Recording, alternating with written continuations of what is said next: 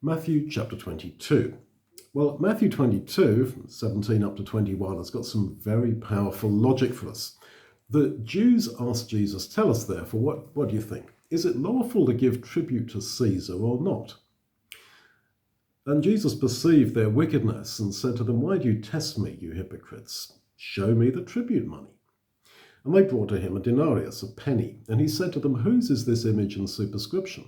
And they said to him, "Caesar's." He said to them, "Therefore, give to Caesar the things that are Caesar's, and to God the things that are God's."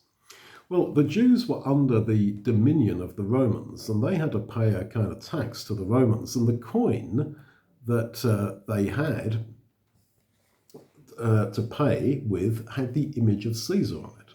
And the Jews tried to push Jesus into a position whereby whatever he said, they could criticize it. If he said, "Yes, give it to Caesar," then they could say, "Well, you're not faithful to God." If he said, "No, don't give it," then they could report him to the Roman authorities.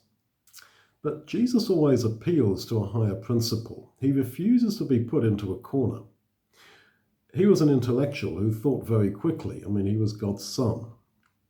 But he sets us an example here of not getting caught up on specific questions, but rather look to the higher principle.